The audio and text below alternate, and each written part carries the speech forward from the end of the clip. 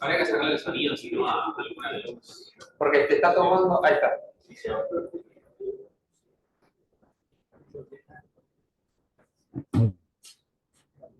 Por algún motivo estoy usando ese. Me gustaría que esa es la cámara que grabe. Sí. Pero podemos comenzar perfectamente. Con aquel puedo cambiar los. Con esto se cambian las slides. Ahora las voy a poner. Ah, ok.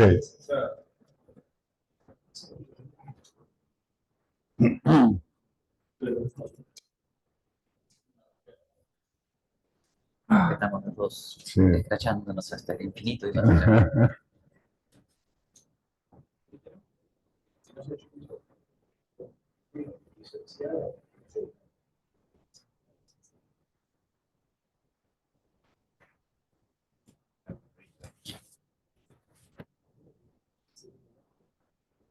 Para Canal Rural.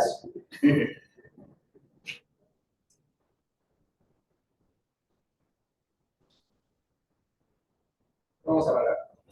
Genial. Bien, buenas tardes a todos. Es un gusto presentarles a Ricardo Rojas, con quien ya tengo más de 30 años de amistad y de compartir esta tarea siempre apasionante de difundir las ideas del liberalismo clásico, o como lo quieran llamar.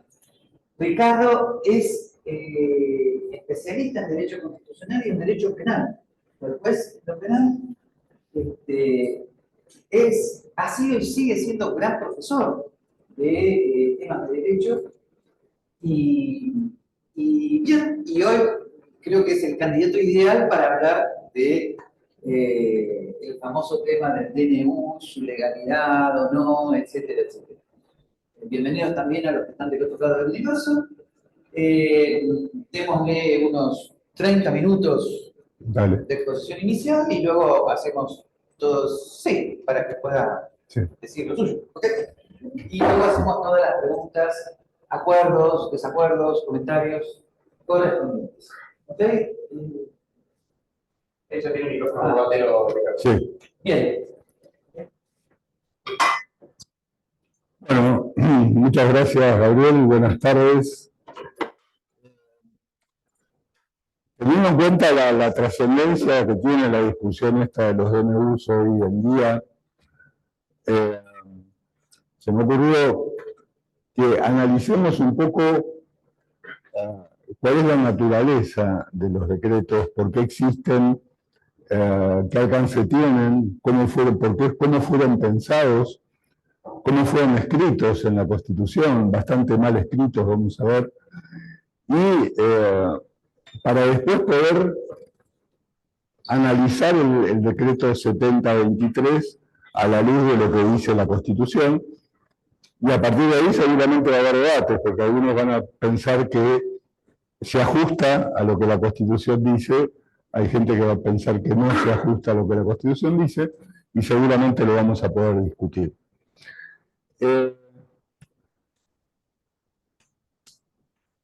Bueno.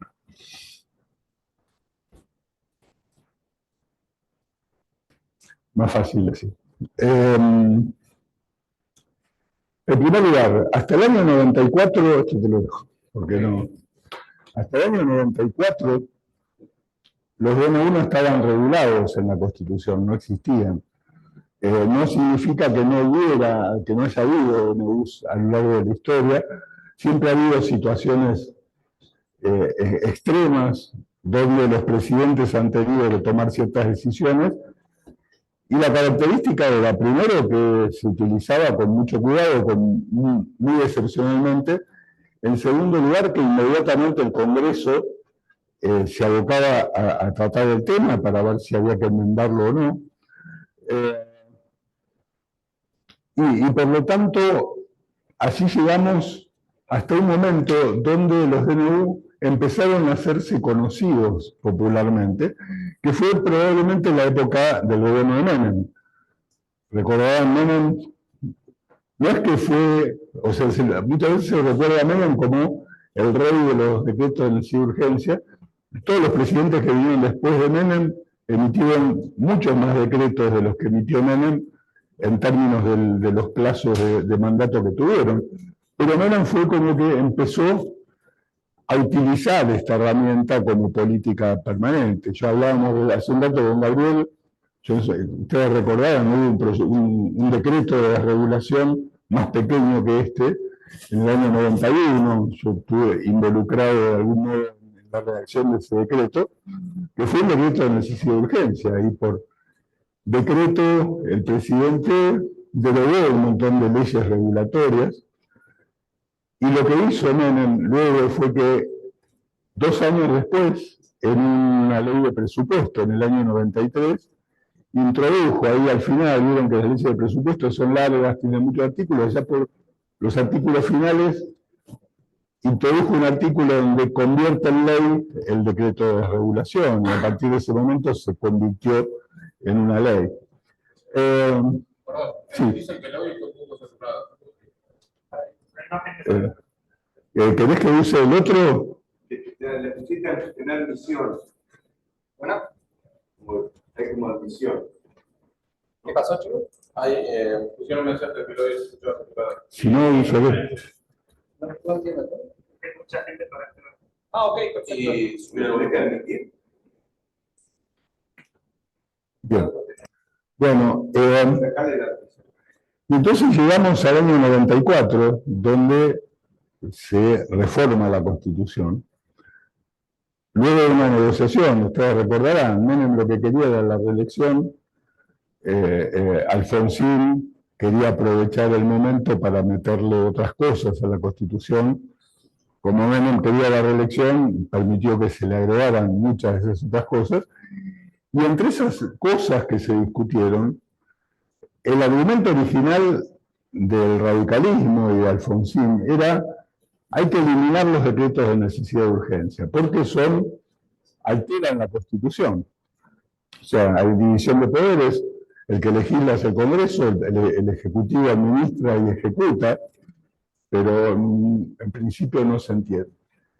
Y entonces, cuando se reforma la Constitución, se introduce un inciso, el inciso 3º de la Constitución, que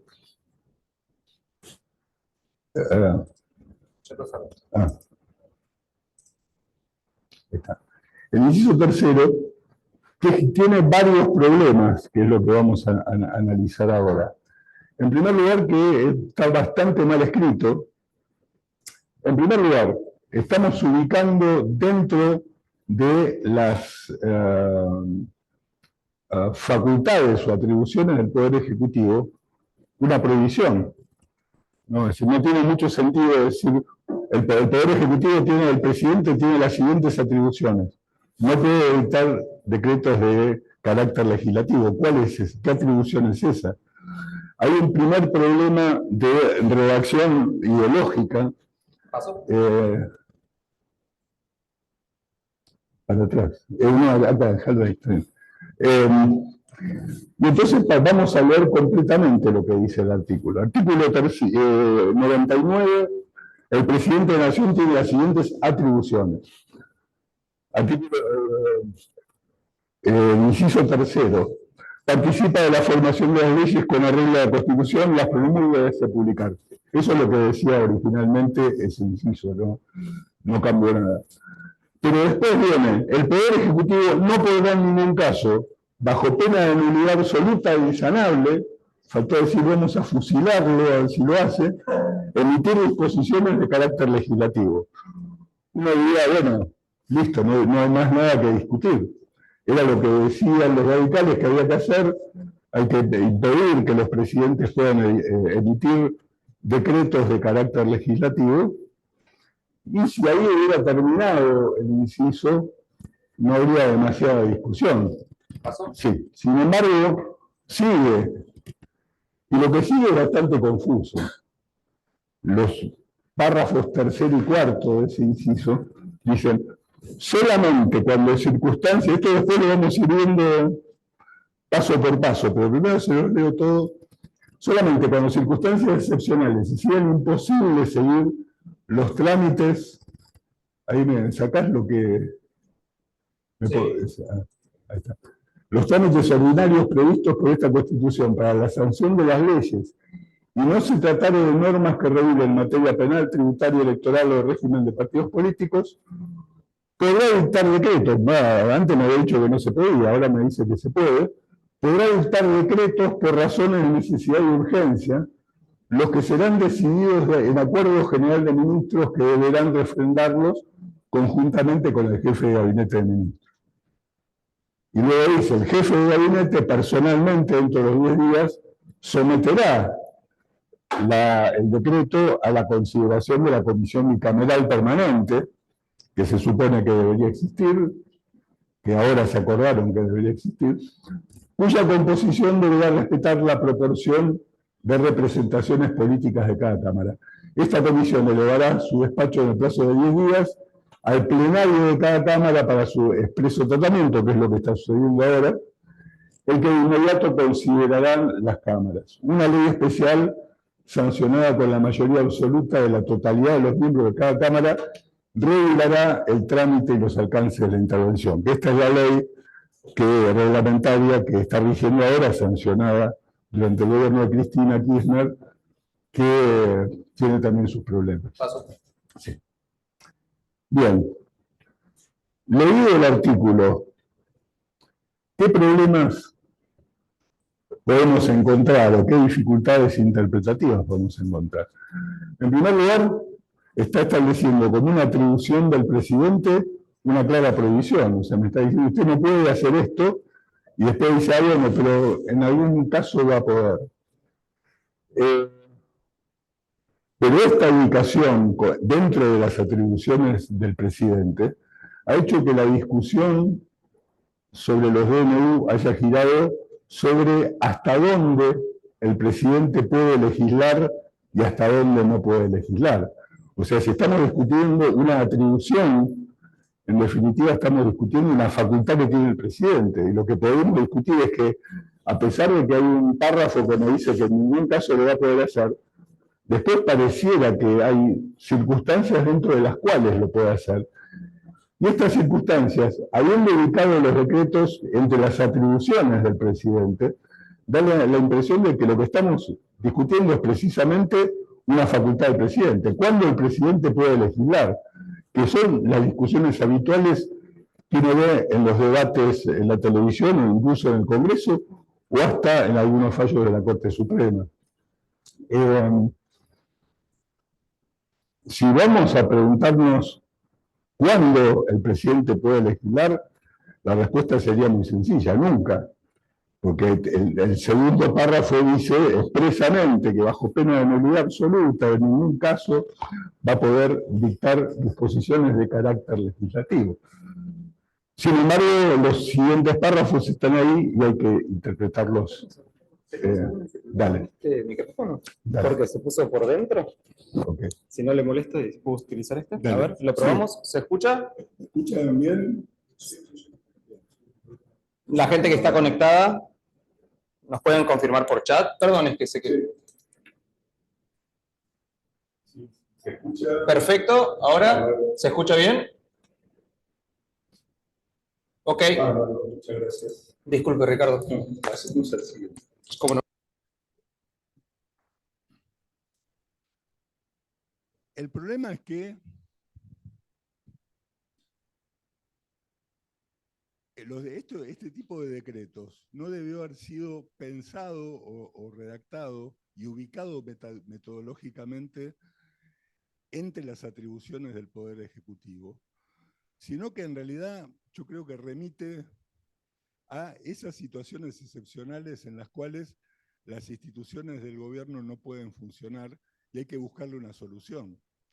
Nosotros tenemos varias de esas en la Constitución. Pasemos. Tenemos la intervención federal. Hay una provincia donde las instituciones no funcionan por distintos motivos, eso está regulado en el artículo 6º de la Constitución, cuando hay que garantizar la forma republicana de gobierno, repeler una invasión exterior, a requisitoria de las autoridades de la provincia que no pueden hacer frente a esos problemas, se puede disponer una intervención federal. La Constitución dice, la intervención la dispone el Congreso Nacional. Y el artículo 99 dice que la puede decretar el Poder Ejecutivo cuando el Congreso está en receso. Y inmediatamente comunicarle al Congreso para que el Congreso resuelva lo que tienen que resolver. Esto es una situación excepcional. La primera parte de la Constitución señala cuál es esa situación excepcional y luego dice qué es lo que tiene que hacer cada uno de los dos poderes. Es bastante claro. Sigamos. Lo mismo en el estado de sitio. Caso de conmoción interior, ataque exterior, el gobierno puede, Congreso puede declarar el estado de sitio. Ustedes ya lo conocen, pasemos. Pero es una situación excepcional. No es que una autoridad o que el presidente de la República puede disponer por fuerza del estado de sitio. Acá tienen claramente discriminados qué es lo que le corresponde al Congreso, que es quien debe declarar el estado de sitio, y luego qué es lo que puede hacer el Poder Ejecutivo una vez declarado el estado de sitio. Son situaciones de excepción donde claramente... Hola Anita, ¿cómo estás? Perdón que recién te contesto, que no tenía el teléfono a mano. Quédate tranquila que yo ahora acabo de decirle a Lili que me cargue los remedios porque se me pasaron. Ahí está. Son situaciones en las que claramente las instituciones del país, sean las instituciones de las provincias, sean las instituciones nacionales, no pueden hacer frente a una situación, no pueden actuar como la Constitución ordena, y por lo tanto la propia Constitución establece mecanismos para solucionar el problema. Sí. Fíjense ustedes lo curioso, por ejemplo, con los gobiernos de facto. Cuando se sanciona la Constitución de 1853, si ustedes ven el modelo de Alberdi, Alberdi preveía también esta situación de que a alguien se le ocurriera tomar el poder. Y en el modelo de Alberdi, artículo 27, decía, toda autoridad usurpada es ineficaz y sus actos son nulos. Alberdi se lo resolvía, bueno, hagan el golpe si quieren, pero sepan que al día siguiente que se vayan, todo lo que hicieron no va a tener ningún valor. Y muy probablemente ustedes vayan presos. Ya se lo decía la Constitución. Pueden encontrar un parangón con el artículo 36 actual de la Constitución, que plantea justamente este punto, que los actos del gobierno que usurpa el poder no tienen ningún valor y que sus responsables van a tener su castigo. Ustedes recuerdan 1930, el primer golpe histórico que hemos tenido en el siglo XX. La Corte se tuvo que reunir para ver qué hacían. ¿No? El golpe fue el 6 de septiembre, el 10 de septiembre la Corte emite una acordada donde aplica la teoría del gobierno de facto. Citan a Albert Constantinó, que había escrito su tratado sobre las decisiones de facto, y lo que dicen es, bueno, mientras ustedes se atengan a la Constitución, nosotros vamos a aplicar las leyes como corresponde, con lo cual era lo mismo que no decir nada. Hay una gran discusión histórica sobre qué es lo que debió haber hecho la Corte, pero lo cierto es que los pusieron en un brete porque no tenían una solución en la Constitución. Si hubieran seguido Alberdi en este punto, por lo menos sabían que los actos de la revolución iban a ser anulados inmediatamente después que se fueran del poder. Y por lo menos eso ya estaba por encima incluso de los jueces. Y bueno, ahora tiene, no se los voy a leer todo, pero nuestro artículo actual, el artículo 36, de algún modo recoge esta idea, ¿no? La Constitución mantiene su imperio aun cuando se interrumpa su observancia por actos de fuerza contra el orden institucional. Los autores eran pasibles de la sanción prevista en el artículo 29, infames traidores a la patria, inhabilitados a perpetuidad para ocupar cargos públicos, etc. El punto es que ahora la Constitución prevé esa situación de emergencia. Entonces ustedes tienen varios casos, estado de sitio, intervención federal, la posibilidad de una alteración al orden institucional, donde la Constitución resuelve el problema y les dice, esto, el Congreso tiene que hacer esto, el presidente tiene que hacer aquello. Sí.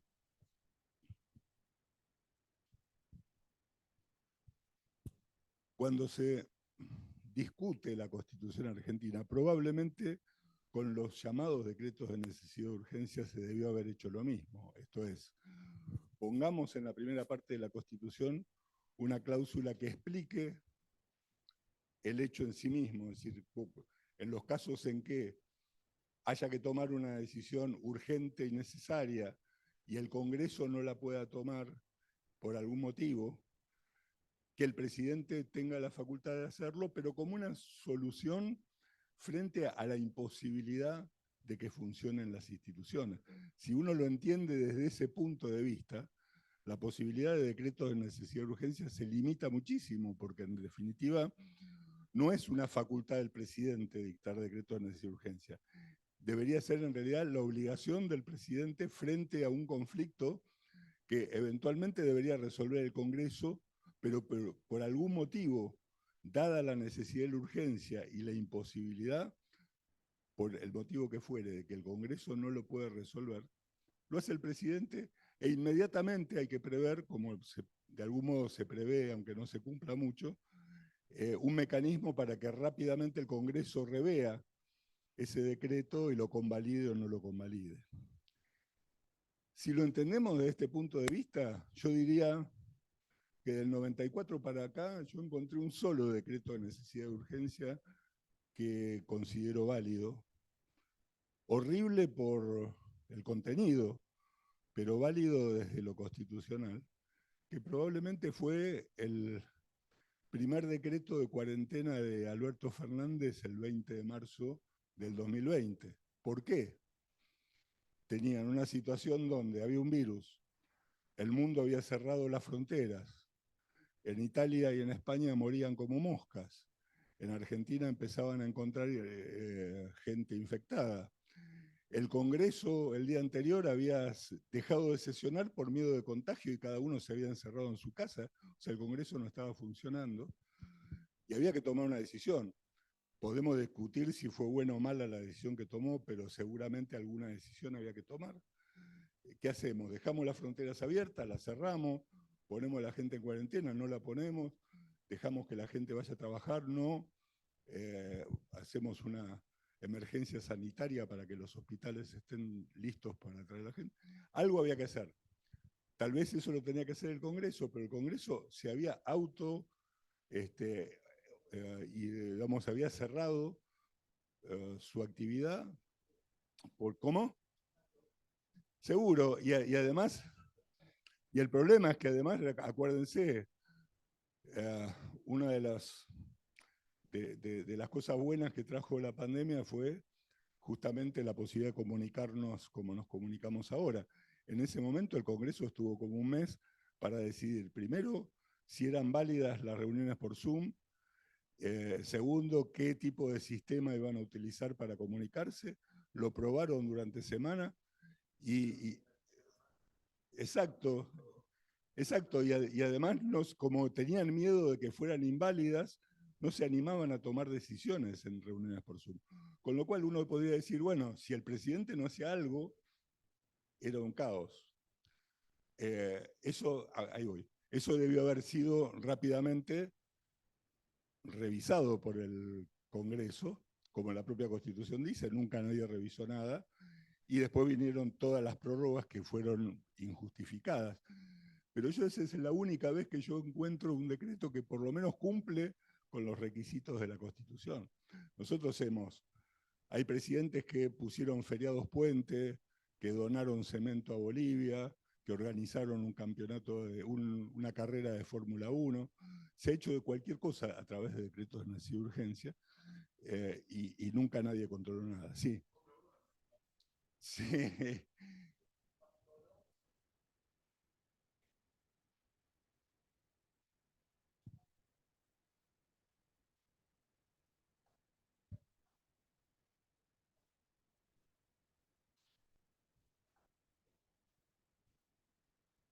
Yo no creo que hubiera ningún motivo para declarar el estado de sitio, porque no había realmente conmoción interior. Obviamente todos estaban asustados, pero eso, conmoción interior, significa un estado de violencia o anarquía que hay que responder de algún modo. Lo que había era una epidemia hasta ese momento.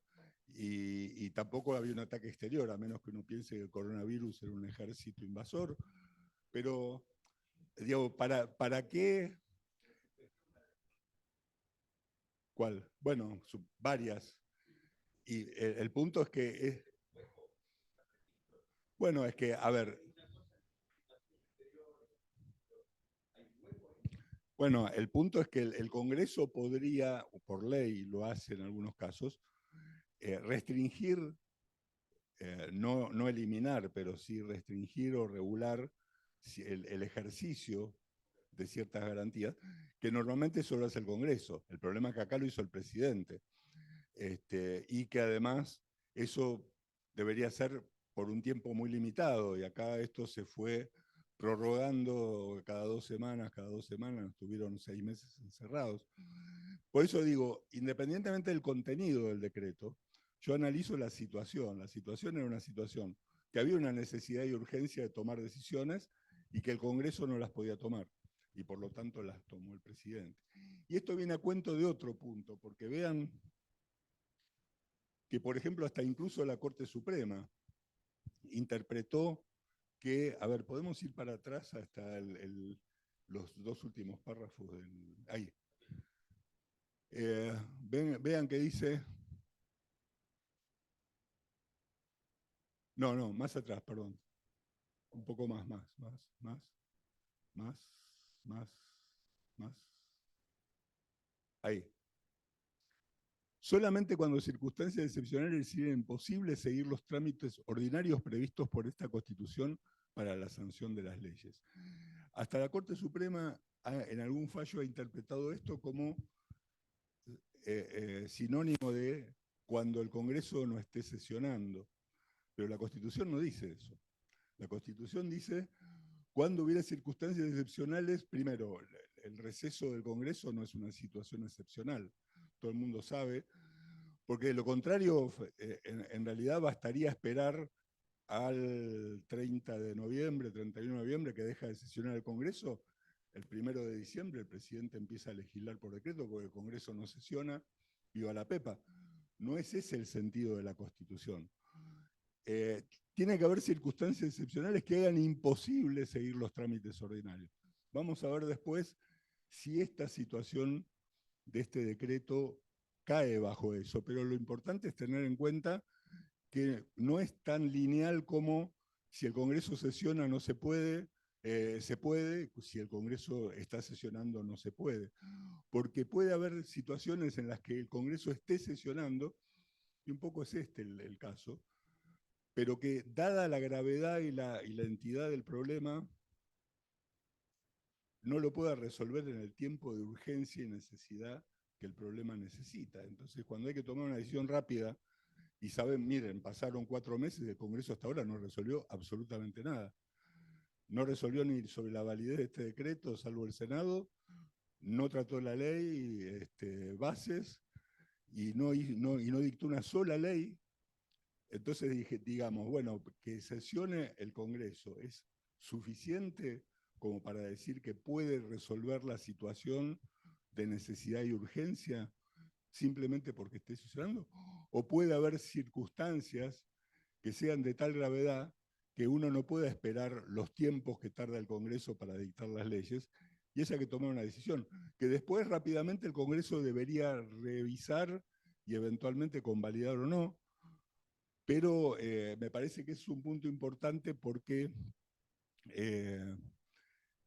hay hasta, como les decía, fallos de la Corte donde tratan de identificar que la Corte no esté en sesiones con que se produzcan estas circunstancias excepcionales que hicieran imposible seguir los trámites ordinarios. Por supuesto que si el Congreso no está en sesiones, es un elemento que les puede permitir pensar que se darían las condiciones, pero no es automáticamente así. De hecho, vean ustedes que cuando se sanciona este decreto, el Congreso no estaba en sesiones. Y el presidente llamó sesiones extraordinarias y a los 2 días ya estaban todos en el Congreso. Es decir, no es que reunir al Congreso es algo que va a tardar mucho y que no puede esperar. El problema es que lo que sí era difícil de conseguir era que el Congreso tomara una decisión sobre los temas que se le habían planteado, que de hecho, como les digo, pasaron 4 meses y todavía no resolvió nada de todo lo que se supone que era urgente y necesario de acuerdo con el decreto. Después discutiremos si se dan estas condiciones específicamente en el decreto 6023, pero en teoría, vean que estamos hablando de situaciones que requieren una decisión inmediata, porque si no, el sistema legal jurídico del país no puede funcionar. Vuelvo a lo que decía antes, es una de las situaciones donde las instituciones de la Constitución no están funcionando y que el Congreso no estaría en condiciones de resolverlo con la rapidez que exige esa necesidad y esa urgencia. Si se diera todo esto, uno diría estamos dentro de los parámetros del decreto. Ahora después veremos si estamos o no estamos, o si ustedes piensan que estamos o no. Avancemos todo lo que... Sí, dale. Les pido por favor que su tono es porque para que la gente que está en Zoom pueda escuchar sus intervenciones necesitamos hacerlo a través de micrófono. Si no nos escuchamos solamente nosotros, pero hay 40 personas conectadas que no pueden participar. Lo volvemos después. Más adelante. No. Ahí, sí. Entonces, vayamos al decreto 7023.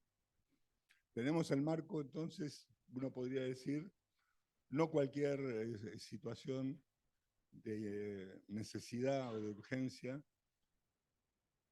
debería convalidar estos decretos. Tendríamos que probar de alguna manera que el sistema no puede seguir funcionando, las instituciones no pueden seguir funcionando si no se toma esta decisión, y que el Congreso no está en condiciones de hacerlo con la rapidez o con la premura necesaria para poder ir adelante. Entonces, lo primero que podemos preguntarnos es, ¿existía en el 20 de diciembre del año pasado esta necesidad y urgencia de sancionar todas las normas que contiene el decreto? Bueno, ahí ustedes tienen una discusión, cada uno tendrá su opinión, pero el presidente lo planteó en el discurso inaugural como una catástrofe. Él dijo, bueno, mire, estamos al borde de la hiperinflación, estamos al borde del default, y habló un montón de números que no sé si eran de verdad o de mentira, pero los economistas lo habrán analizado. Y de algún modo él planteó, bueno, si no tomamos todas estas decisiones rápido, motosierra, aspiradora, y cuál era el otro la licuadora, le faltó la tostadora, que en cualquier momento vendrá, y ya teníamos todo. Si no hacemos todo esto, y que nos va a llevar sufrimiento y tiempo de complicaciones, el país cae en la hiperinflación, el país cae en el default, no le podemos pedir más plata a nadie, no podemos, digamos, tenemos que bajar el gasto, tenemos que dejar de emitir inmediatamente, bajar el gasto inmediatamente, hacer un montón de reformas que van a ser muy traumáticas, que hay que hacerlas en el momento y esperar a que rindan sus frutos. Podemos discutir, cada uno tendrá su opinión de si es realmente así, si la crisis era de tal magnitud, si realmente existió esta necesidad o sobre todo la urgencia en tomar estas medidas. Vuelvo a lo de antes. El Congreso hasta ahora no resolvió absolutamente nada. Lo único que tenemos es el Senado que le dijo que no al DNU, pero el Congreso no trató, empezó a tratar la ley bases y consiguieron que la aprueben en general, pero después cuando empezaron a discutir en particular, se le empezaron a bochar todos los artículos. De modo que el Congreso no ha legislado ni para bien ni para mal, no ha hecho nada. Ustedes me podrán decir, bueno, pero el Congreso no tiene por qué hacer nada. A lo mejor la forma de hacer que tiene el Congreso es dejar todo como está. A lo mejor para el Congreso está todo fenómeno, no hace falta cambiar ninguna ley, este loco que grita no tiene, ¿viste?, ninguna razón, y para qué nos vamos a calentar en sancionar leyes que consideramos que no son importantes.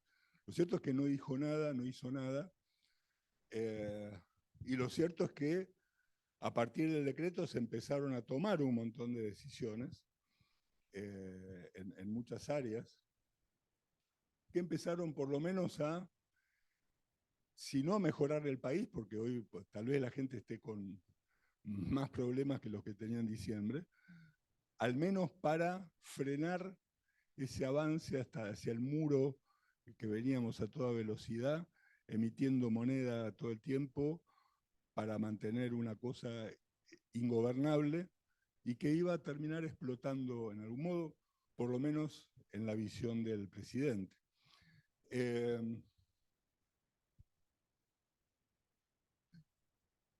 ¿Qué podríamos esperar si no se sancionaba el decreto? Bueno, ¿qué hubiera pasado? El presidente, o sea, no hubiese podido tomar un montón de decisiones que tomó, hubiese tenido que empezar a mandar proyectos de ley. Vimos hasta ahora el resultado que tuvieron esos proyectos de ley. Ni siquiera sabemos todavía cuándo se van a tratar las leyes que siguió enviando al Congreso, y la reformulación de la ley bases, el achicamiento, el descuartizamiento y la segmentación. El Congreso no tiene límite, no tiene tiempos, y por lo tanto tampoco paga costos. De modo que, bueno, uno podría, digamos, quienes quieren defender el decreto, podrían decir, había una situación de necesidad de urgencia que requería una serie de decisiones rápidas, pero que a la vez estuvieran controladas, que es lo que vamos a ver después. ¿Qué tendría que haber pasado o qué está pasando con el decreto famoso, ¿no?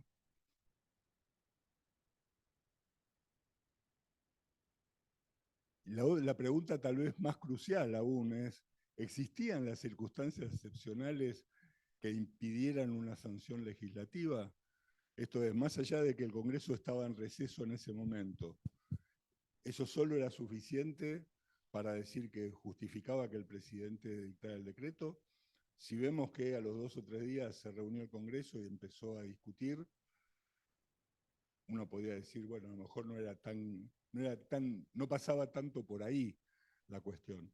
Pero la pregunta se puede reformular, porque la ley, la Constitución no nos habla de que el Congreso no estuviera reunido. Dice cuando el Congreso, cuando haya circunstancias excepcionales que impidan la sanción legislativa. Y esas circunstancias excepcionales pueden pasar por el lado de que el Congreso, por su forma de trabajar y su forma de sancionar leyes y de discutir las leyes, tiene tiempos y procesos que duran tiempo, y que a lo mejor no había tanto tiempo para poder esperar que el Congreso dictara las leyes. De hecho, como les digo, la historia nos está dando de algún modo la razón en el sentido de que todavía no han resuelto nada. El Congreso no resolvió uno solo de todos los problemas que a través del decreto y de la ley bases el presidente planteó. Es más, el Congreso, lo vamos a ver después, pero leímos la Constitución. Dice que dentro de los 10 días el jefe de gabinete tiene que llevar el decreto a las 2 cámaras del Congreso. Perdón, a la Comisión Permanente de Seguimiento de DNU, eso pasó, fue el jefe de gabinete y lo presentó. No sé dónde lo presentó porque la comisión nunca se había formado, la formaron muchos días después, a las corridas, cuando ya habían pasado los plazos, ¿no? Sí. Bueno, la forma del propio Congreso, la Constitución habla de que hay que mantener las proporciones de acuerdo con las bancadas que los distintos partidos tienen.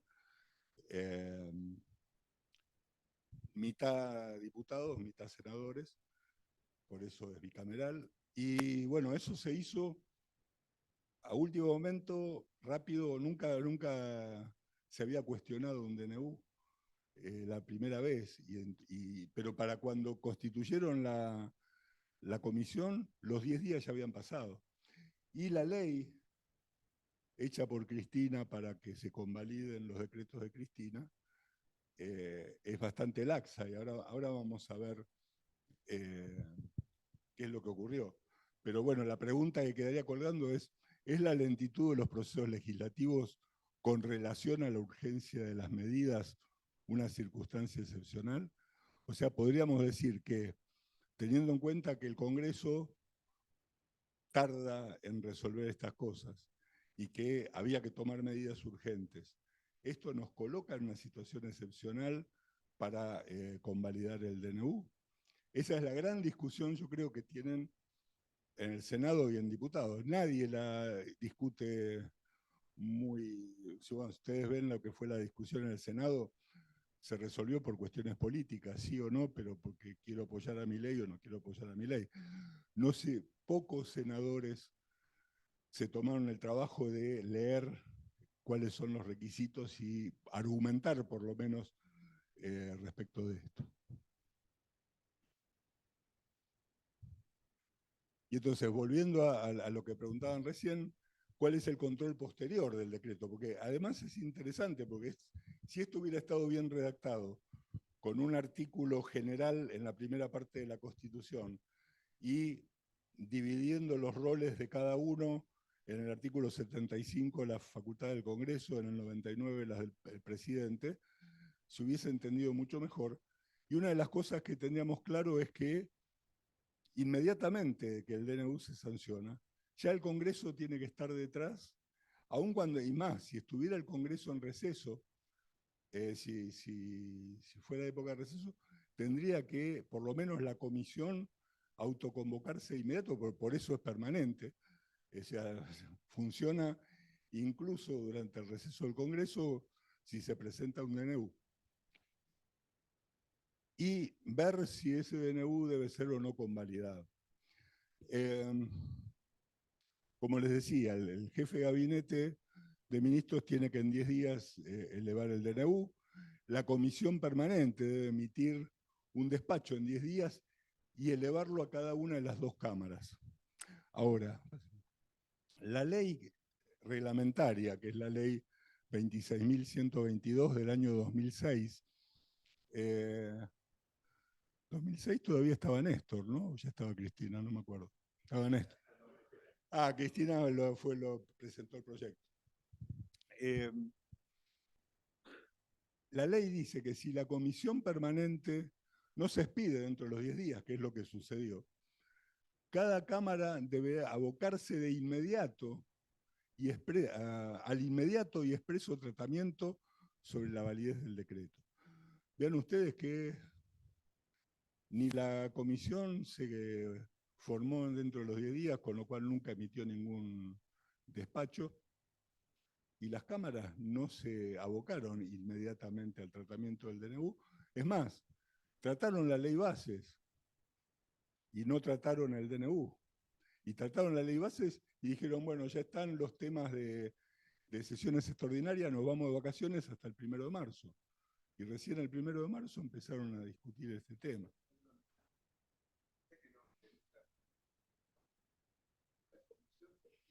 No, nunca. Es que además, acá este DNU tiene una particularidad. Prácticamente estamos reformando toda la legislación argentina en un decreto, con proyecciones hacia el futuro. normalmente, si yo uso el DNU para decir que hay un feriado puente tal día, y una vez que pasó el feriado y que la gente no fue a trabajar, ya no tiene ningún sentido que la comisión, que nadie se expida, porque ya es un hecho consumado.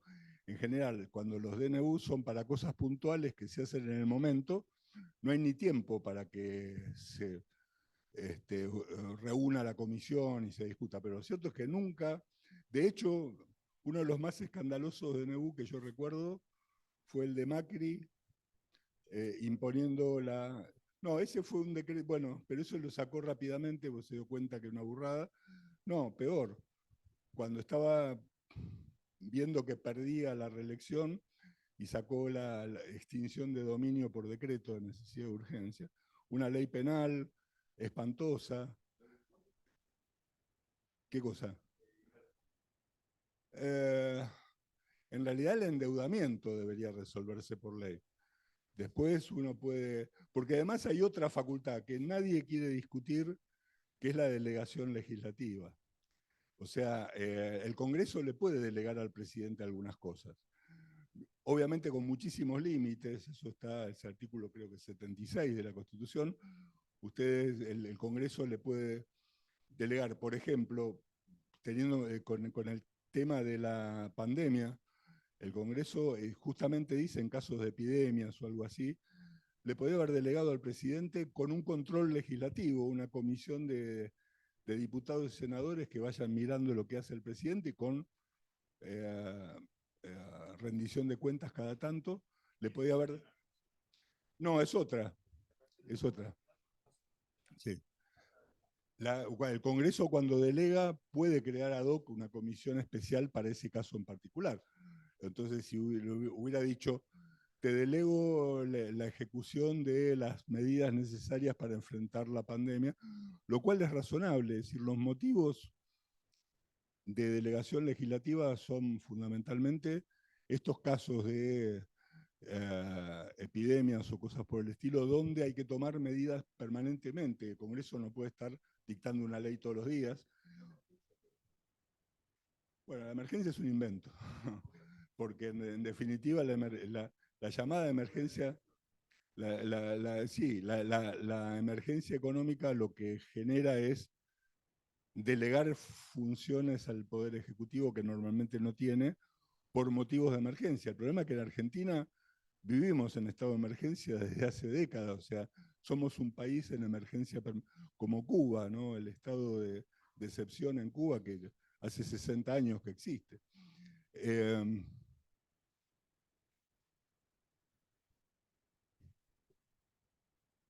Y el otro punto importante es que el decreto conserva su validez, los actos que se realicen a partir del decreto, mientras mientras el Congreso, el Congreso no anule el decreto conserva su validez. Y los actos que se produzcan ejecutando el decreto, hasta el momento en que pierda validez, van a ser válidos. Eso le da un poco de seguridad jurídica a la gente, porque si no sería un tembladeral saber que si yo estoy contratando, no sé si mi contrato va a tener o no va a tener valor después, ¿verdad? Esto surge no de la Constitución, sino de la ley vigente que sancionó el kirchnerismo. Para que el decreto sea rechazado, como saben, hace falta que las dos cámaras del Congreso lo rechacen por mayoría simple. Hasta ahora lo ha rechazado el Senado. El Congreso, yo creo que está ahí el diputado Menem, puso abajo el colchón y se acostó y para que nadie le quite. O sea, están ahí esperando, no sé qué va a pasar, tratando de negociar porque se lo bochan, bueno, volvemos todo para atrás. ¿Cómo? Y básicamente esa es la situación. Yo creo que ahora me gustaría que abramos un poco la discusión. Creo que no hay nada más, ¿no? No. Bueno, y por otro lado, para hacer un complemento, la ley bases, como saben, no avanzó, volvió para atrás, se aprobó una parte en general, pero no en particular, entonces volvió para atrás, se está reintentando. O sea que el Congreso hasta ahora no ha dictado las leyes que harían falta para tratar de buscar una solución, que, insisto, a lo mejor no es la solución que le guste al presidente. El Congreso puede resolver lo que quiera, pero sí por lo menos debería resolver algo. Y lo que estamos viendo es que para los que consideran que se justifica el decreto, un argumento ex post es que, bueno, miren hasta qué punto esto es así, que el Congreso no ha hecho nada. Y probablemente si no se hubieran tomado las medidas que se tomaron a partir del decreto, hoy tal vez estaríamos en una situación crítica. Esa es la discusión. A mí me gustaría abrirla. O sea, yo les puedo dar mi opinión, pero no sé si es válida o si es importante, pero creo que sí se puede discutir a partir de los elementos. Estos son los elementos teóricos, lo que dice la Constitución, lo que dice la ley y cómo está regulada la cosa. Y a partir de entonces lo que queda es ver si realmente hubo una situación de necesidad de urgencia, porque las instituciones no estaban funcionando, si el problema era de tal gravedad que el Congreso no estaba en condiciones de resolverlo en el tiempo necesario, como que exigía esa urgencia en resolverlo. Y luego, bueno, ¿qué está haciendo el Congreso ahora para controlar el decreto? Que es la otra, que la gran función que tiene el Congreso es justamente controlar el decreto y decidir si es válido o no es válido. Y sobre todo, bueno, una de las características, y esto también lo dice la ley, no lo dice la Constitución, es que el decreto se tiene que aprobar o rechazar en bloque, o sea, no se le pueden poner modificaciones como si fuera una ley. O sea, o aprueban los 366 artículos o los rechazan, pero no pueden decir, bueno, aprobamos estos 320 y estos los dejamos afuera. Y eso dificulta mucho más la cuestión. Ustedes me dirán, esto es tal vez lo que demuestra es que los decretos de necesidad de urgencia no estaban pensados para hacer modificaciones tan radicales como la que plantea el decreto. Tal vez, me dirán, hubiese sido más sensato presentar varios decretos puntuales y ver si iban pasando de a poco. Yo creo que lo de mi ley fue como una especie fue una estrategia, ¿no? Digo, miren, les tiro todo junto y vean qué hacen. Si el 20 fue el decreto, el 27 fue la ley, si para el 1 de marzo o el 2 de marzo le aprobaban todo, yo creo que iba al libro Guinness de los récords como la reforma legislativa más grande de cualquier parte del mundo, hecha en tiempo récord. O sea, él sabía que no iba a pasar eso seguramente, pero corrió el eje de la discusión varios metros y además tiene hoy un instrumento que hasta que no se lo terminen de derogar va a poder seguir utilizando para hacer algunas transformaciones.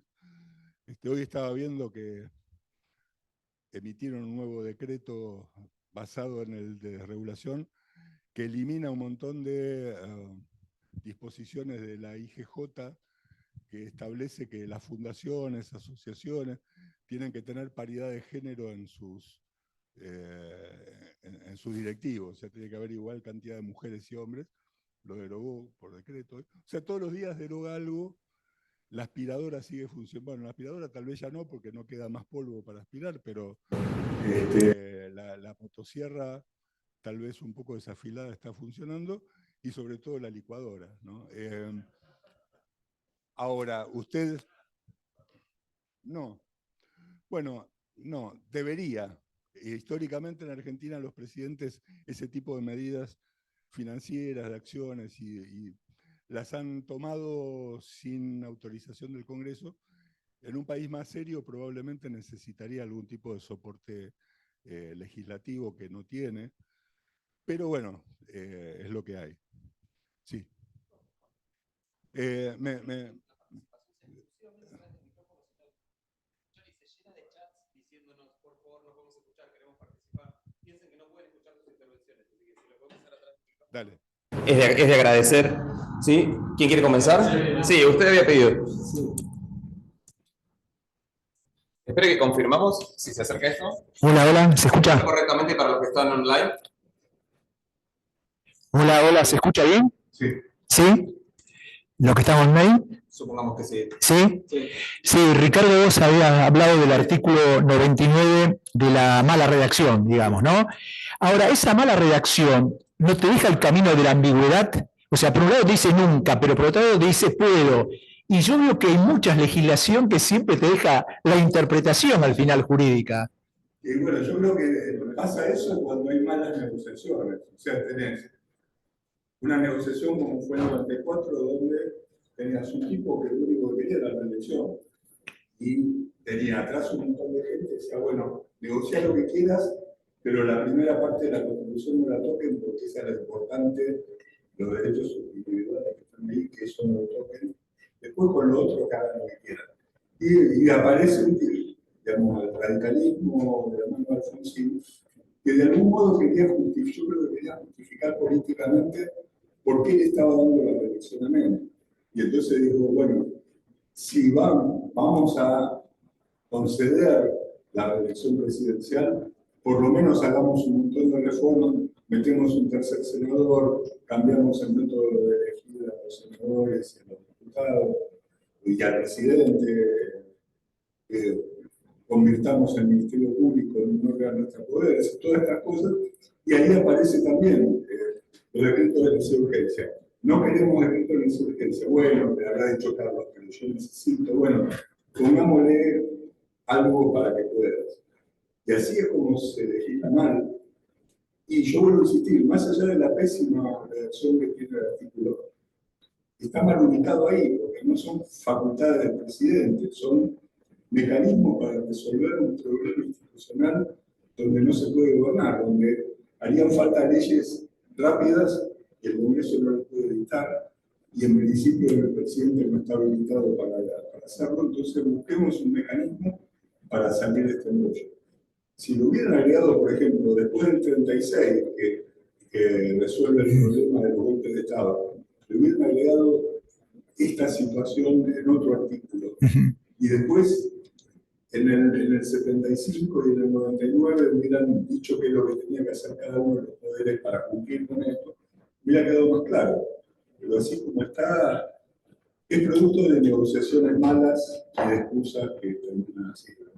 Perfecto, muchas gracias. O sea que en general la interpretación de esa constitución, que fue muy importante, es que en líneas generales la posición radical triunfó y la de Menem, que yo pensaba en su momento que había triunfado, fue solamente con el objetivo de la reelección.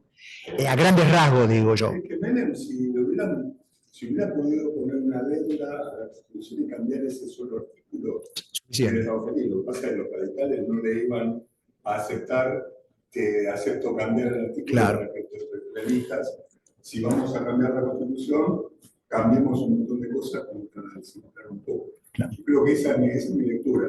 Perfecto. Pero el problema es que metieron un montón de cosas en la Constitución que la terminaron. Vamos. Bueno, muchas gracias.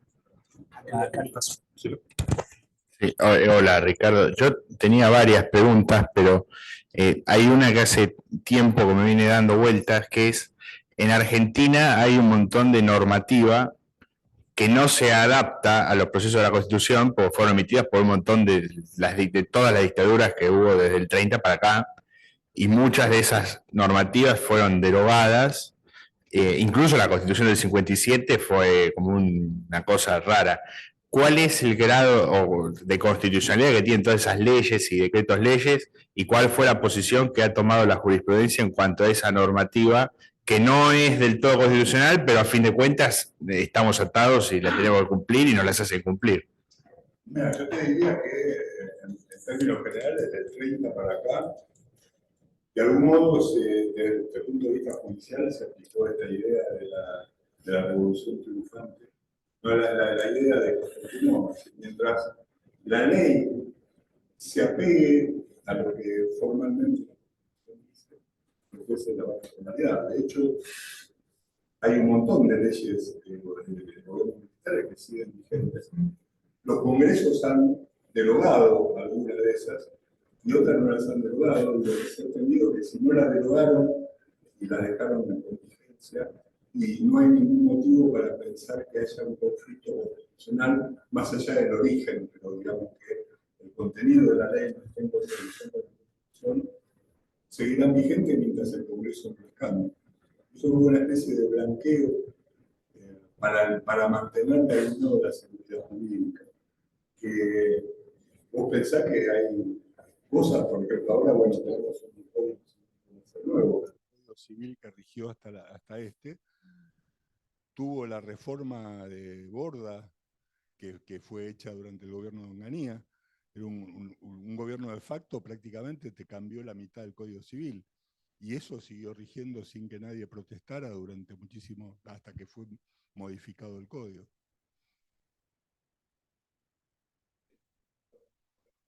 Sí, está bien.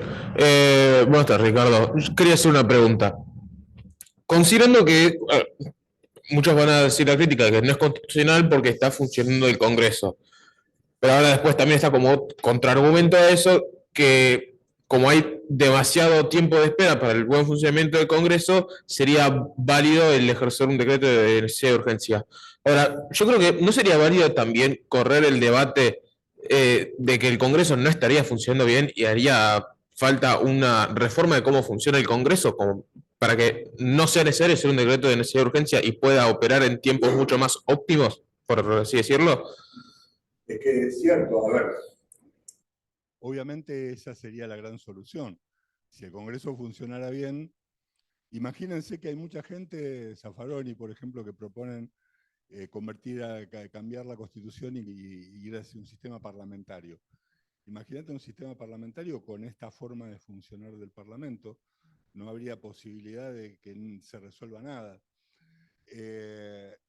Y por eso yo insisto en que esto debió ser aclarado mejor, de que hay un problema institucional que en principio lo debería resolver el Congreso, no el presidente. O sea, si el Congreso hubiera sancionado leyes previas, o sea, el tema es que, claro, acá veníamos con una política económica determinada que nos llevaba hacia un lugar y de pronto el nuevo presidente dice, no, mire, hacia donde nos lleva esta política económica nos vamos a estrellar y va a haber una crisis terminal.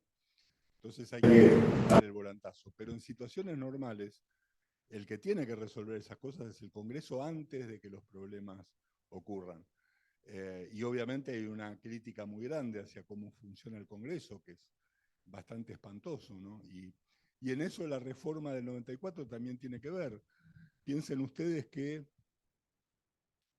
en la Constitución original las instituciones, había un solo cargo que era elegido por democracia indirecta, por el voto de la gente, que eran los diputados nacionales. Todos los otros cargos eran elegidos por mecanismos diferentes. A los senadores los elegían las legislaturas provinciales, al presidente lo elegía un colegio electoral. Entonces ustedes tenían distintos mecanismos de elección. Hoy todos van en una misma boleta y la gente vota por un paquete completo. Ya no tiene mucho sentido que haya diputados y senadores, porque en realidad todos responden a un partido. Entonces los diputados, los senadores, el presidente, son todos del partido J y todos responden a lo mismo. En la Constitución original, el presidente Sarmiento fue elegido por el colegio electoral y no era el que más había sido el más votado de todos. Es decir, él había salido segundo y cuando se reúne el colegio electoral dijo, no, el mejor es Sarmiento, nombremos a Sarmiento. Sarmiento se enteró volviendo a Estados Unidos en el barco. O sea, el colegio electoral tenía la posibilidad de sentarse a discutir y elegir al mejor, en lugar de los entuertos de los partidos políticos. El Senado lo elegían las provincias y por eso respondían los senadores a las provincias. Las provincias todavía tienen la facultad de darle... Hay un problema institucional complejo porque las legislaturas provinciales tienen facultad de darle instrucciones a los senadores nacionales, porque eran elegidos por las legislaturas provinciales para representar a las provincias. Hoy los senadores nacionales los elige el mismo sistema con el que se elige presidente, diputados, partidos nacionales, viene el PRO, el Juntos por el Cambio, Unión por Todos, y esos senadores no responden a la legislatura de la provincia, responden al partido. Entonces, el problema que hay hoy con el funcionamiento del Congreso es que son grupos de partidos que negocian como manadas, no negocian como individuos que discuten y se ponen de acuerdo. Bueno, yo una vez tuve un debate con Federico Storani en la televisión y se enojó muchísimo. Le dijo, mira, lo que te habría que hacer es que vaya un representante del radicalismo con el 27% de la cuota parte de los votos que sacaste, y dijo, mi 27% vota esto, y que estés vos, un peronista, Alzogaray, y después entre ustedes después sería mucho más barato y mucho más rápido todo. Y se puso de loco. Pero el punto es que las propias reformas al sistema electoral también conspiran para que funcione bien el Congreso, y tenemos el resultado que tenemos, ¿no? Es decir, eso es una asignatura pendiente importante. Sí. Compartimos una pregunta de Zoom de Belén Vázquez. Dice, tengo dos preguntas. La primera tiene que ver con el temario de las extraordinarias las que básicamente establece el Ejecutivo y se debe limitar a tratar esos temas. Esa es la primera de las preguntas. Y la segunda es si el decreto debe decir explícitamente desde cuándo rige o basta con su publicación. Dice esto respecto a la controversia de que el primer decreto no mencionaba cuándo entraba en vigencia. Muchas gracias. Bien, respecto al primero, es cierto, el presidente puede establecer el temario, pero si uno lee lo que dice la Constitución respecto a los decretos de necesidad de urgencia, la conclusión es que no necesita ni siquiera que se llame extraordinarias. Primero, hay una comisión de seguimiento, una comisión permanente. Permanente parece que quiere decir que está todo el año. No importa si está en receso o no está en receso. Inmediatamente cuando el presidente dicta el DNU, el jefe de gabinete tendría que haber llamado o habrá llamado al Congreso y le dice, che, muchachos, en la semana que viene les llevo el DNU, y ahí tenía que haber convocado a una comisión permanente de seguimiento de DNU que no estaba constituida y por eso no se reunió. Y el Congreso debería reunirse, aun cuando no esté en sesiones, autoconvocarse, porque la Constitución dice se abocará inmediatamente al tratamiento del DNU. Acá no hay receso que valga, tienen que venir y ponerse a discutir. O sea, yo creo que este tema, precisamente, si se lo entendiera como una crisis institucional, que es lo que debería ser, como la intervención federal, vos fijate que no me acuerdo si es en la intervención federal o el estado de sitio, ahí también dice, si está en receso tienen que venir y discutirlo. O sea, cuando están en peligro las instituciones de la República, ahí se acabó el receso, y si el presidente no los convoca, tienen que reunirse, porque la Constitución se lo exige. ¿Y el otro punto era? ¿de cuándo? Bueno, si puede decirlo o puede no decirlo. Si no lo dice, ustedes saben que los decretos se publican en el boletín oficial y entonces tienen fecha cierta desde el momento en que, bueno, según la mayoría, se pasan los 8 días de la publicación en el boletín oficial, ahí empiezan automáticamente en vigencia, aunque el decreto no tenga fecha. Yo creo que fecha debería tener, por lo menos un sello con una fecha, casi todos los decretos tienen, por más que no hayan puesto en el encabezamiento hoy 20 de diciembre, pero digamos, eso lo firman todos los ministros. No olvidemos que los DNU lo tienen que refrendar todos los ministros y el jefe de gabinete y darle legalidad, y eso ya ahí tenés una fecha. Pero de todos modos, al día siguiente lo tenés que publicar en el boletín oficial y ahí ya tenés una fecha cierta.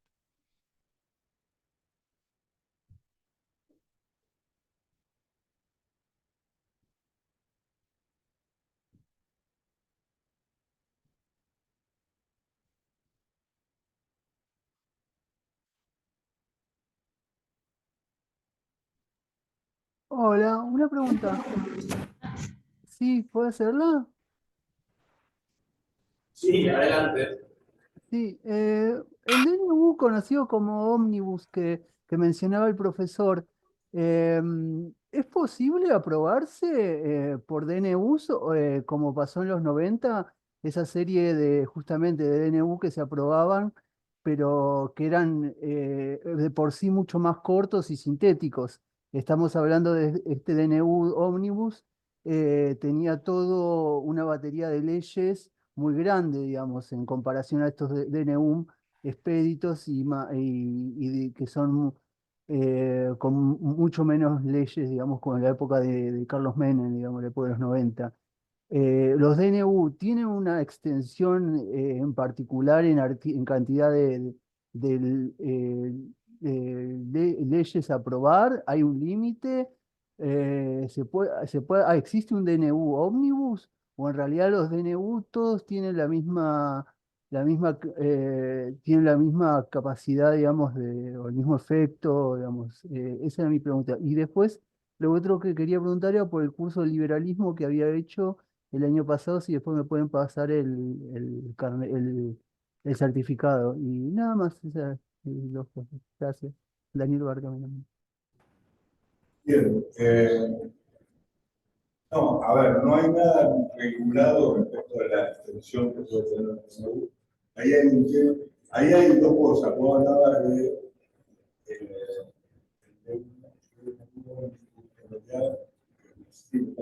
a la llamada ley ómnibus.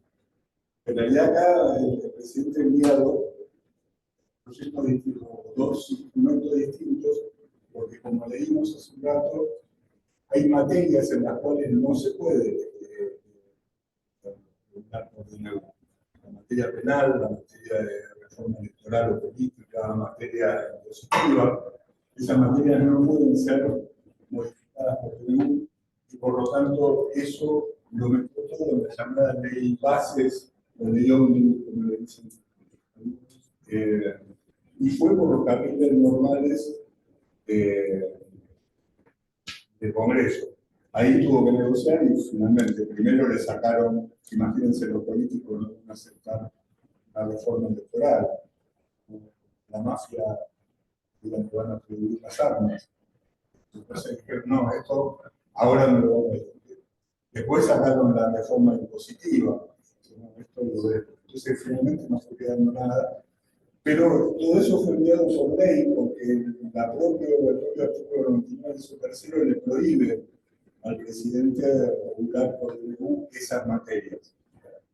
Ahora, lo que está en el DNU 7023, es cierto, como dijimos hace un rato, ¿no? Que es un DNU excesivamente grande, muy abarcativo. Yo creo que eso fue una estrategia que lo hizo a propósito. Probablemente podía haber compartimentado en 10 o 20 DNU distintos y ver qué pasa, cuáles pasan y cuáles no. Creo que él pensó que eso le quitaba fuerza a la discusión frontal que quería dar sobre la necesidad de una reforma integral. Por eso él mete desde la autonomía de la voluntad contractual hasta la regulación del turismo y de todo ahí, esa de autonomía. Pero obviamente muchos pensaban, si hubieran mandado en pequeños paquetes, le hubieran ido aprobando algunos, pero creo que él lo que quiso fue dar una confrontación directa, sabiendo, yo creo que no le iban a aprobar de entrada al DNU, pero corriendo la discusión más adelante y discutiéndola después. No puedo jugar si fue una buena o mala estrategia, pero creo que lo hizo a propósito y coincido con que tal vez hecho en pequeños bloques hubiera sido más fácil que por lo menos algunos ya hubiesen sido aprobados. Por ejemplo, no creo que nadie vuelva, si diputados del DNU, no creo que vuelva a la ley de alquileres, por ejemplo. O sea, nadie quiere que vuelva esa ley espantosa. Tendrán que juntarse rápidamente para dictar una nueva ley de alquileres, pero, digamos, porque eliminado el DNU, automáticamente todas esas normas recuperan su vigencia. De modo que hay cosas que ya no deberían tener vuelta atrás. Y si cae el DNU en el Congreso, pues prácticamente empezar a legislar sobre lo que no quiere mantener en el futuro. Y hasta eso es una, tal vez estratégicamente, una movida diciendo, bueno, aunque me guste el DNU, hay cosas que no van a poder tener. Y de algún modo se van a tener que juntar y van a tener que... Sí, una pregunta. Uno de los temas que se suele hablar cuando hablan de la posibilidad de que el Congreso rechace el DNU, como ya lo hizo el Senado, es que el presidente, no sé, algunos sugieren que podría enviarlo de vuelta con modificaciones mínimas, o en todo caso quizás partirlo en un montón para que les tome muchísimo tiempo su discusión. ¿Eso es algo válido? ¿Se puede hacer? Ya, esa es una laguna que tiene la Constitución porque no dice nada de la Constitución sobre si rechazando el DNU se podría darle una cosmética general y mandarlo de vuelta. Creo que se arriesga a que le hagan un juicio político. Si vos planteás algo y te lo rechazan, no es serio que lo vuelvas a plantear inmediatamente después, prácticamente en un término. Él dijo alguna vez que, bueno, si me rechazan el DNU, insistiremos, pero puede ser una causal de mal desempeño. Yo tendría cuidado, no lo prohíbe expresamente, pero sí el sentido común. Digo, de pronto, los proyectos de ley que son rechazados en el Congreso, bueno, tiene que pasar un tiempo hasta que los vuelvan a presentar y puedan volver a discutir. Si eso ocurre con las leyes, ¿cuánto más con un decreto de necesidad de urgencia? Pero es una buena pregunta, porque eso no está regulado ni en la Constitución ni en la ley militar.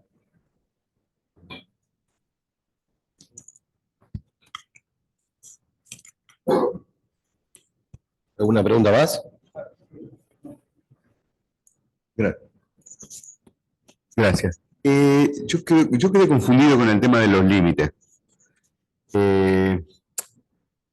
Es como una caja negra todo eso de la facultad de delegar. O sea, en teoría se puede delegar cualquier cosa. Por ejemplo, sabemos que no puede meter en un DNU cuestión impositiva, pero porque ahí no tenía facultad delegada, pero si hubiera facultad delegada, ¿después puede meter DNU impositivo? Bueno, no, a ver, la delegación legislativa está también acotada. Hay casos en los que se le puede delegar, y en general tienen que ver con cuestiones que requieran decisiones seguidas y permanentes, ¿no? Por ejemplo, la pandemia expresamente habla de cuestiones administrativas, o sea, si hay algo que debería modificarse permanentemente, pero no de los temas fundamentales, no le podrían delegar funciones impositivas, por ejemplo. A pesar de que con el gobierno anterior ha utilizado la delegación legislativa para resolver prácticamente cualquier cosa, pero la Constitución no. A ver, podríamos buscar después, creo que es el artículo 76 de la Constitución y vemos exactamente, son dos casos donde se puede delegar facultades legislativas y normalmente tienen que ver con cuando, si no, el Congreso tendría que estar permanentemente reunido porque todos los días tendría que modificar algo, entonces directamente se lo delega al presidente, le pone una comisión que le siga y que él responda cada tanto, le cambia las reglas, lo controla, pero es limitada la delegación.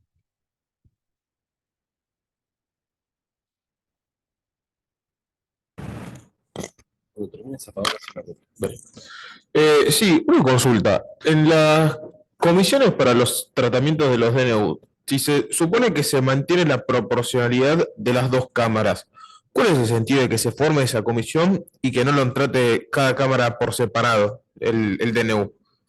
Es una buena pregunta, porque en definitiva, a ver, lo que yo creo que el objetivo de esto es que como una comisión son 8 personas, 4 y 4, muy rápida, y si están representando a todos los bloques mayoritarios que hay en el Congreso, entre ese grupo se pueden poner rápidamente de acuerdo y entonces elevan un dictamen y el Pleno lo único que va a hacer en principio es aprobar el dictamen y no discutirlo más. Cuando no hay dictamen de comisión, pasa lo que pasó en diputados, en senadores, y lo que va a pasar mucho más en diputados, porque son muchos más diputados, es que vamos a tener unas largas discusiones donde todos van a querer opinar hasta que voten al final. Y hasta último momento van a estar en el baño negociando a ver si le dan o no le dan, le autorizan el DNU. Mientras que cuando viene un dictamen de comisión, si bien no es vinculante totalmente para la Cámara, se supone que como está avalado por los representantes de cada partido, en el fondo los partidos, los bloques van a apoyarlo y lo van a resolver rápido. No olvidemos que estamos hablando de algo de necesidad y urgencia, o sea que no pueden estar discutiendo días o semanas el DNU, deberían rápidamente decir vale o no vale.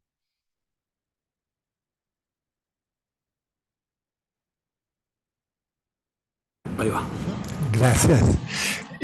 No sé si entendí bien tu posición sobre este DNU. O sea, por lo que yo entendí, dado que el Congreso es muy lento en decidir, entonces, si el presidente ve que hay una situación económica urgente, está justificado en hacer un DNU y aparte, no solo es la práctica de este presidente, sino todas las administraciones anteriores que han llenado. Y la segunda pregunta es, ¿cómo pensás que la Corte Suprema va a mirar esto? Sí, respecto a la primera pregunta, sí, no es que no quedó claro cuál es mi posición, no se las dije. Porque creo que en realidad acá todas las posiciones son válidas. Yo en principio, por una cuestión hasta incluso extra jurídica, y por eso no les dije mi opinión, yo tiendo a convalidar esto con todas las reservas del caso, y me gustaría que el Congreso hubiera sido más rápido en revisar el DNU y decir de una vez si vale o no vale. Pero yo creo que había circunstancias graves el 10 de diciembre como para necesitar tomar un montón de decisiones urgentes. Al igual que con la pandemia, después podemos discutir si las decisiones que tomó eran correctas o no. Porque acá además, desgraciadamente, el señor dijo ser libertario y anarcocapitalista, con lo cual esa palabra invoca los peores instintos de los liberales más furiosos, y entonces ya lo están juzgando a Milei por su grado de anarcocapitalismo. Entonces está sometido, o sea, si hoy gobernara Massa, seguramente los liberales lo criticarían menos a Massa, y como bien me decía Gabriel hoy, no lo criticaríamos porque ¿qué vamos a esperar de Massa? Si un perro me ladra, no me voy a enojar con el perro, los perros ladran. Pero si viene un tipo y me dice que es libertario, que sigue a Rothbard y qué sé yo, y después yo voy a querer que se comporte como Rothbard. Y entonces ahí empiezan los problemas, las discusiones. Yo trato de ser, tal vez porque ya estoy más viejo, de ser un poco más tolerante con estas cosas. Y en todo caso pienso cómo estaríamos hoy si estuviera gobernando Massa. Y entonces ahí soy un poco más benevolente con Milei.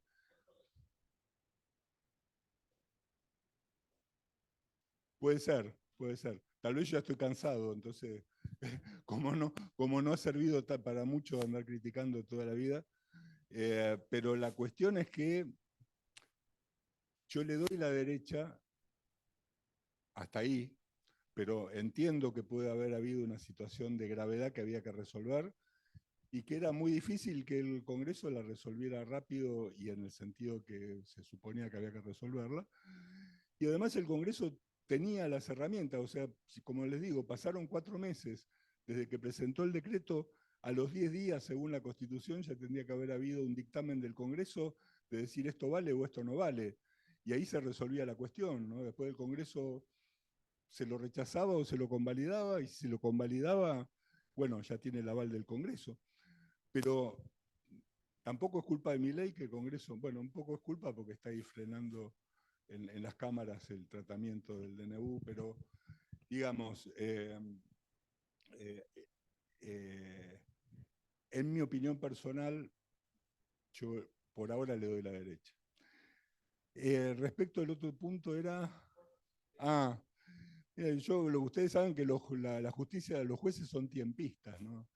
Están siempre mirando los tiempos. Yo creo que la Corte, y tal vez no lo critico por eso, al contrario, tal vez institucionalmente es lo correcto, está esperando a ver qué hace el Congreso. Porque ¿qué pasa si la Corte dice, no, este decreto es inconstitucional? Pero resulta que el Congreso lo convalida. Y entonces, si el Congreso lo convalida, está quedando como una norma que tiene el aval del Congreso, de acuerdo con lo que la Constitución dice, y en principio no había nada que discutir. O sea, la Corte no debería meterse a decir lo que nadie le pidió que resuelva, porque ya estaría resuelto por las instituciones que están interviniendo, que es el presidente y el Congreso. Por eso yo creo que la Corte no dijo nada, esperando a ver qué pasa ahora en la Cámara de Diputados. Si la Cámara de Diputados avala el decreto, yo creo que la Corte no se va a meter, porque va a decir, bueno, ya está avalado, a menos que haya temas puntuales, algunos aspectos del DNU que pudieran ser inconstitucionales, pero puede hacer declaraciones puntuales de inconstitucionalidad sin anular el DNU. O sea, hay dos ámbitos de discusión. El DNU en sí mismo, si fue bien, si es válido o no válido como instrumento, y luego el contenido del DNU. Entonces podrían tal vez meterse con el contenido en algunos aspectos y decir que son ilegales. Pero si el Congreso avala, no tiene muchos motivos para meterse. Y si el Congreso, y si el diputado lo rechaza, en principio ya queda anulado el DNU, porque tiene el rechazo de las dos cámaras, con lo cual no tendría nada que opinar. Entonces la Corte lo que está esperando es saber si tiene que decir algo o no, y yo creo que es sano que cuando no tiene nada que decir, lo mejor es callarse la boca y no opinar sobre lo que nadie lo llamó opinar. Entonces están esperando que las instituciones políticas se resuelvan los temas por los caminos normales, ¿no? Después veremos qué pasa. Probablemente hay planteos sobre algunos artículos en especial del DNU que han sido planteados como inconstitucionales, y a lo mejor en esos casos sí se va a meter la Corte.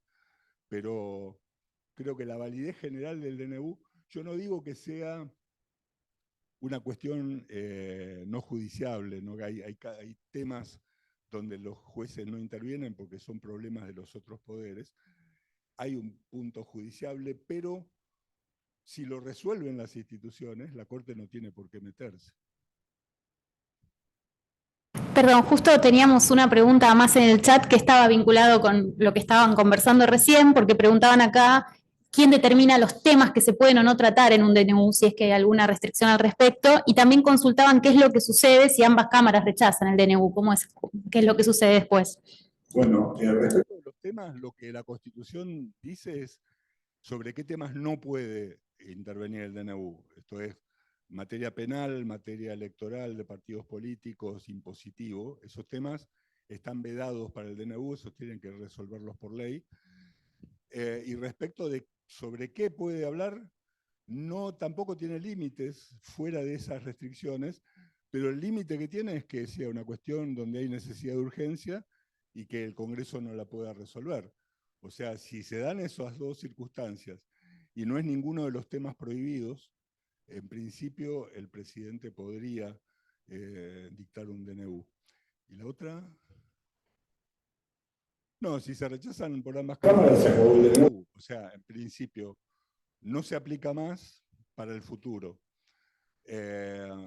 Retoman la vigencia las normas que habían sido derogadas por el DNU, pero los actos que se realizaron durante la vigencia del DNU, por una cuestión de seguridad jurídica, conservan su valor. O sea, si ustedes pactaron un alquiler por fuera de la ley de alquileres porque el DNU la eliminó, y ahora eliminan el DNU, no es que le vuelven a aplicar a ustedes la ley de alquileres, ustedes tendrán, mientras rija ese contrato, el tiempo que le toque de vigencia, tendrán que respetar las decisiones de las partes. Sería un conflicto, un problema. El problema es que hasta que no se resuelva la validez del DNU, hay una situación de inseguridad jurídica enorme. O sea, ¿quién va a invertir en Argentina si uno no sabe cuáles son las reglas de juego que van a regir finalmente en el país? Por eso es tan importante que el Congreso resuelva, para un lado o para el otro, que lo acepte, que no lo acepte, que le apruebe la ley bases o que se la rechace, pero que diga algo, porque hasta ahora el Congreso no ha dicho nada. Bueno, no sé si hay algún comentario breve, si puede ser así, digamos, muy breve, ¿puede ser? Está mirando las notas en el celular. Bueno. No sé, que elija Ricardo.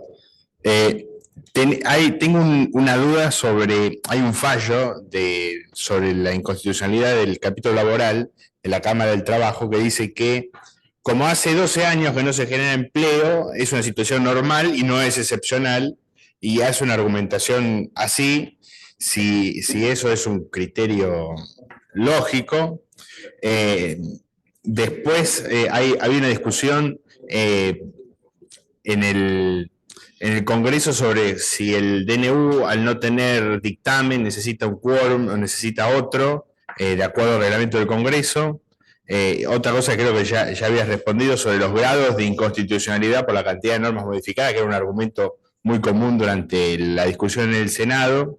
Y luego hay una interpretación del kirchnerismo sobre cómo modifica el Código Aduanero, si eso debe interpretarse por el fuero tributario, como materia tributaria, o lo que sería directamente derecho aduanero, y me gustaría saber de esas la que elijas, más importante. Bueno, vamos, yo ya me la olvidé, así la contestación no me lo da una. La primera.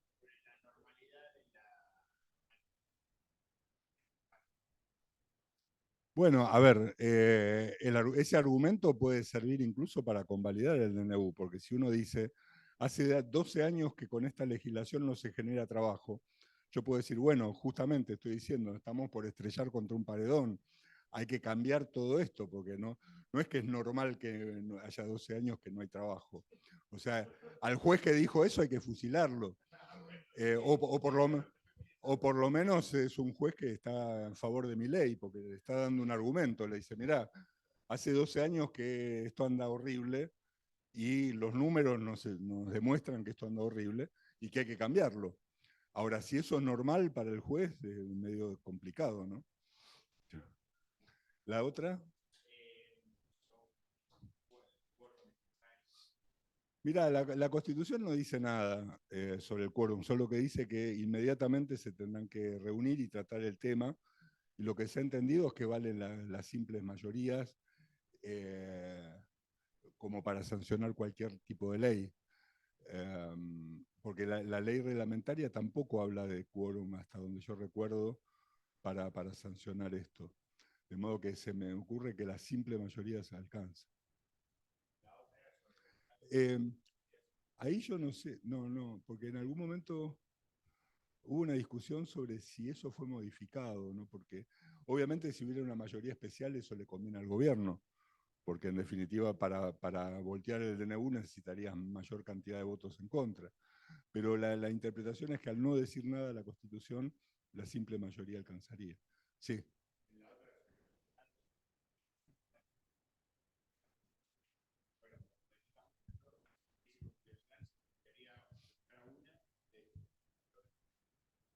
Sí, bueno, el problema con eso es que, a ver, cuando el Congreso o en primer lugar la Comisión de Permanente Seguimiento y luego el Congreso analizan el DNU, si vos tenés un DNU con 366 artículos, vas a tener distintos diputados que van a estar en contra por distintos motivos.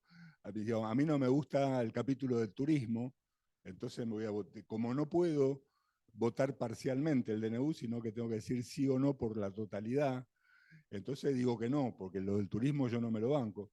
Otro dice, no, yo lo del turismo me lo banco, pero la regulación de la yerba mate no me gusta. Entonces voto que no por lo de la yerba mate.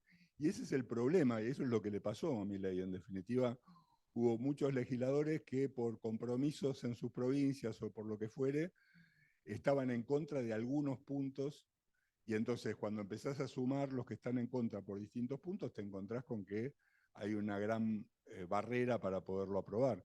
Por eso es que muchos decían, hubieras mandado de a uno los capítulos y hubiese sido más fácil por lo menos que te aprueben algunos, ¿no?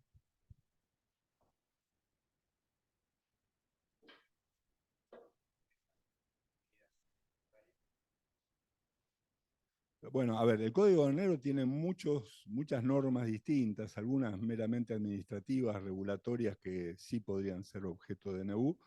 Tiene normas penales que no podrían ser materia de DNU. Tienen normas impositivas que no podrían ser materia de DNU. Hay que ver qué cosas se modifican, porque es un código muy extenso, con muchas regulaciones administrativas que en realidad se podrían dejar de lado por un DNU.